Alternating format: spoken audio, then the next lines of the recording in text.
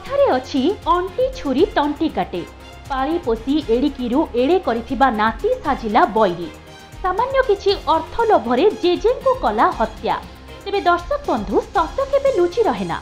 वर्तमान जेजेंको मृत्युर रहस्य खोली सारिछि।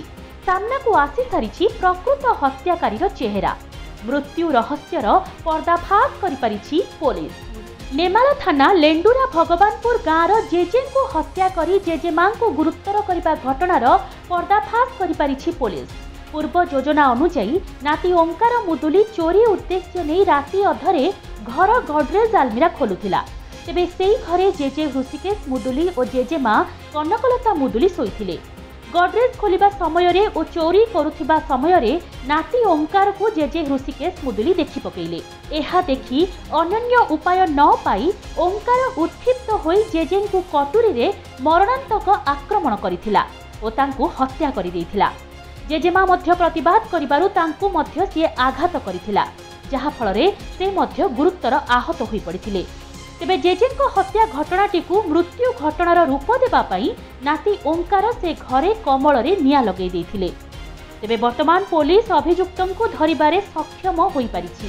एही घटनारे मुख्य अभियुक्त ओंकार ठारू 4170 टंका सुना चेन कानफुल हले रूपा गहना सुना शंखा बाहुटी फरुआ सह मारणास्त्र जबत करिछि पुलिस। एने एक प्रेस मीट रे सालेपुर एसडीपीओ विमल कुमार बारिक कहिसंदी।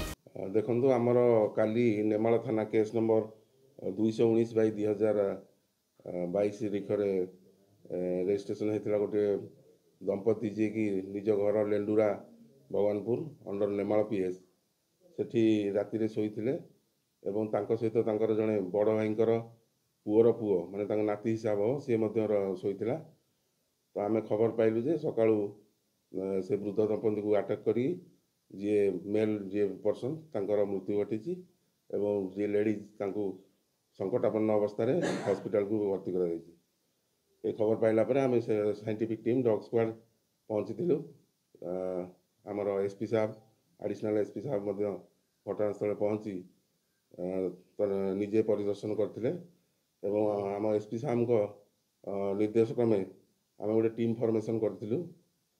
से आलिगेसन थिला नृसिंह चरण मुदुली जी भाई हे बड़ भाई हे डिसीज ऋषिकेश मुदुलींगर आलिगेसन थिला जे राति से आज यूजुआल शोते घरे एवं तापरदिन सकाଳେ देखिले घर धुआं बाहर निया लगी एवं गडरेज खोलाई। तो से सन्देह करते जे किसी दुर्बृत्त बोधे लुट उद्देश्य घर भितर पशि मरणात्मक आक्रमण कर घटनास्थल परिदर्शन कलापर आम जहाँ जानिलु जो तांकर नाती जी अच्छी सी हॉस्पिटल जाइथिले किसी माइनर इंजुरी हाथ में थिला।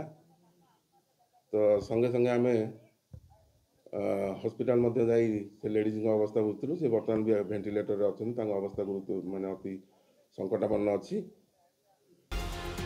ब्यूरो रिपोर्ट संभव टीवी ओडिया।